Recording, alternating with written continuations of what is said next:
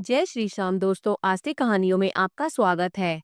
गर्भ गीता का अध्याय, जिसको सुनने मात्र से ही मनुष्य कभी गर्भ में जन्म नहीं लेता और इसे सुनने और पढ़ने से पितरों को मुक्ति मिल जाती है।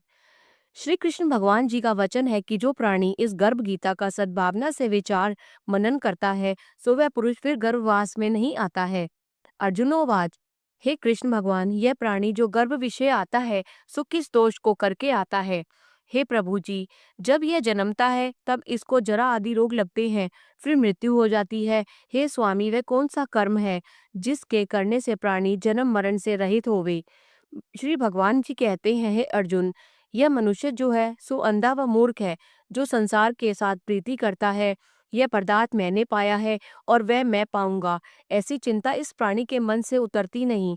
आठ पहर माया को ही मांगता है, इन बातों को करके बार बार जन्मता है और मरता है। वह गर्भ विषय दुख पाता रहता है। अर्जुन कहते हैं, हे श्री कृष्ण भगवान, यह मन मस्त हाथी की नाई है। तृष्णा इसकी शक्ति है। यह मन तो पांच के वश में है, काम, क्रोध, लोभ, मोह और अंधकार। इन पांचों में अहंकार बहुत बली है। सो कौन यत्न है जिसको मन वश में होए? श्री भगवान कहते हैं, हे अर्जुन, यह मन निश्चय ही हाथी की नाई है। तृष्णा इसकी शक्ति है। मन पांच के वश में है और अहंकार इनमें श्रेष्ठ है। हे अर्जुन, हाथी जैसे अंकुश के वश में होता है, वैसे ही मन रूपी हाथी को वश में करने के लिए ज्ञान रूपी अंकुश है। अहंकार करने से यह जीव नरक में पड़ता है। अर्जुन कहते हैं, हे भगवान, जो एक तुम्हारे नाम के लिए वन खंडों में फिरते हैं, एक वैरागी हुए हैं, एक धर्म करते हैं, इनको कैसे जाने? जो वैष्णव है वो कौन है? श्री भगवान कहते हैं, हे अर्जुन, एक मेरे ही नाम के लिए वनों में फिरते हैं, वे सन्यासी कहलाते हैं। एक सिर पर जटा बांधते हैं, एक अंग पर भस्म लगाते हैं, उनमें हम नहीं हैं, क्योंकि इनमें अहंकार है। इससे मेरा दर्शन दुर्लभ है। अर्जुन कहते हैं, हे भगवान, वह कौन सा पाप है जिससे स्त्री की मृत्यु हो जाती है? वह कौन सा पाप है कि जिससे पुत्र मर जाता है? और नपुंसक कौन सा पाप करने से होते हैं?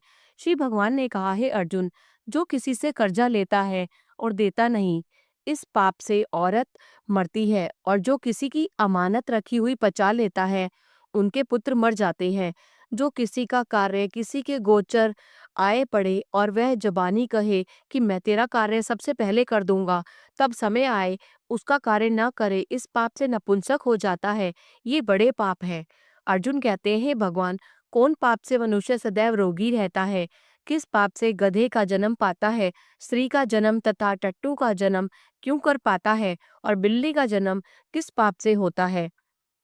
श्री भगवान ने कहा, हे अर्जुन, जो भी मनुष्य कन्यादान करते हैं और इस दान में मूल्य लेते हैं, वे दोषी हैं। वे मनुष्य सदा रोगी रहते हैं। जो विषय विकार के वास्ते मदिरा पान करते हैं, वे टट्टू का जन्म पाते हैं। और जो झूठी गवाही भरते हैं, वे औरत का जन्म पाते हैं। जो रसोई बना के पहले आप भोजन कर लेती हैं और पीछे परमेश्वर को अर्पित करती हैं, फिर तो बिल्ली का जन्म पाती हैं। और जो मनुष्य अपनी झूठी वस्तु दान करते हैं, औरत का जन्म पाते हैं, वह गुलाम औरतें होती हैं। अर्जुन कहते हैं, "हे भगवान, कई मनुष्यों को तुमने स्वर्ण दिया है, सो उन्होंने कौन सा पुण्य किया है? और कई मनुष्यों को आपने हाथी, घोड़ा, रथ दिए हैं, उन्होंने कौन सा पुण्य किया है?" श्री भगवान ने कहा, हे अर्जुन, जिन्होंने स्वर्ण दान किया है, उनको घोड़े का वाहन मिलते हैं। जो परमेश्वर के निमित्त कन्यादान करते हैं, सो पुरुष का जन्म पाते हैं। अर्जुन कहते हैं, हे भगवान, जिन पुरुषों के अंदर विचित्र देह है, उन्होंने कौन सा पुण्य किया है?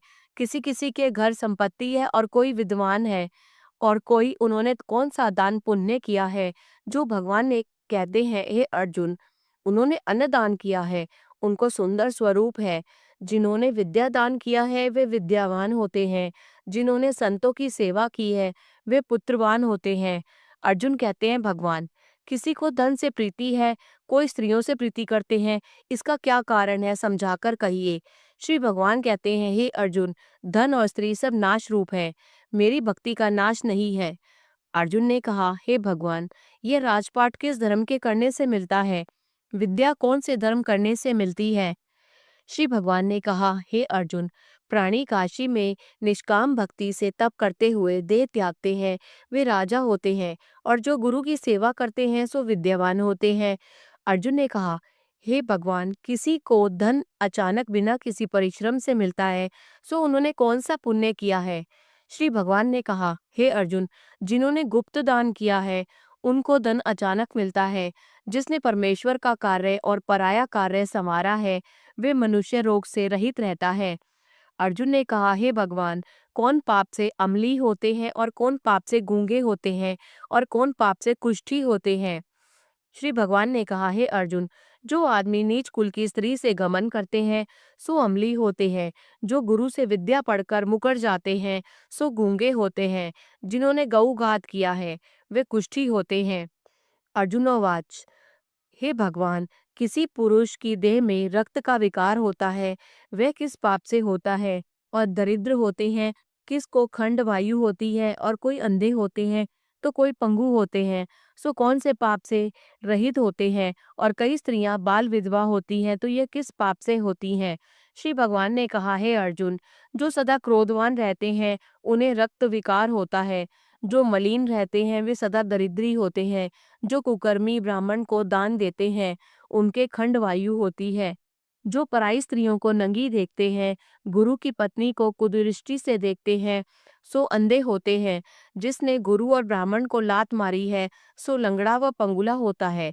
जो औरत अपने पति को छोड़कर पराये पुरुषों से संग करती है वह बाल विधवा होती है।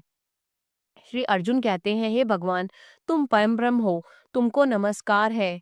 आगे मैं तुमको संबंधी जानता था, परंतु अब मैं ईश्वर रूप जानता हूँ। हे परम ब्रह्म, गुरु दीक्षा कैसे होती है?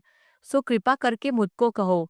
श्री भगवान ने कहा, हे अर्जुन, तुम धन्य हो, तुम्हारे माता पिता भी धन्य हैं, जिनके तुम ऐसे पुत्र हो।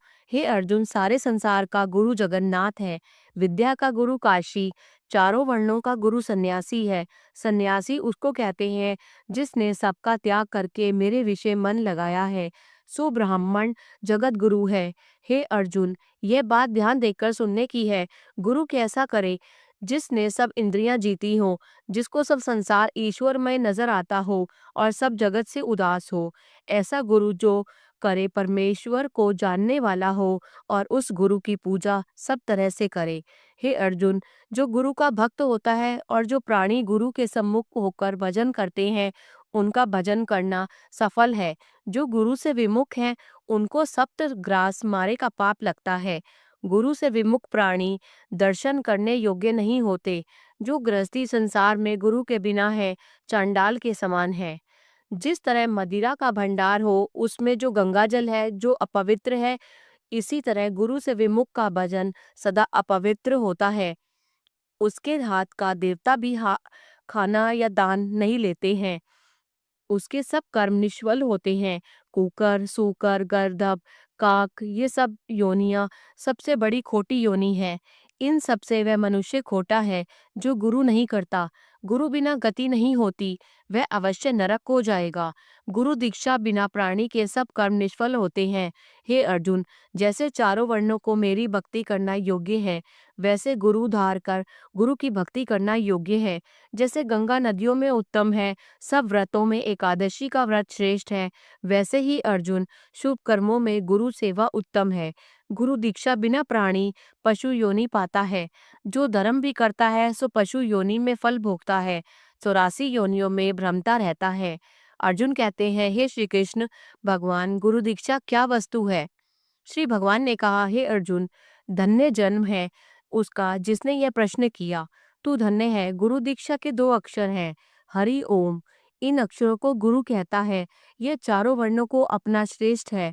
हे अर्जुन, जो गुरु की सेवा करता है उस पर मेरी प्रसन्नता है। वह 84 से छूट जाएगा, जन्म मरण से रहित हो नरक नहीं भोगता। जो प्राणी गुरु की सेवा नहीं करता वह 3.5 करोड़ वर्ष तक नरक भोगता है। जो गुरु की सेवा करता है उसको कई अश्वमेध यज्ञ के पुण्य का फल मिलता है। गुरु की सेवा मेरी सेवा है। हे अर्जुन, हमारे तुम्हारे संवाद को जो प्राणी पढ़ेंगे और सुनेंगे सो गर्भ के दुख से बचेंगे, उनकी 84 कट जाएगी। इसी से इस पाठ का नाम गर्भ गीता है। श्री कृष्ण भगवान जी के मुख से अर्जुन ने श्रवण किया है। गुरु दीक्षा लेना उत्तम कर्म है। उसका फल यह है कि नरक की 84 से जीव बचा रहता है। भगवान बहुत प्रसन्न होते हैं। बोलो श्री कृष्ण भगवान की जय।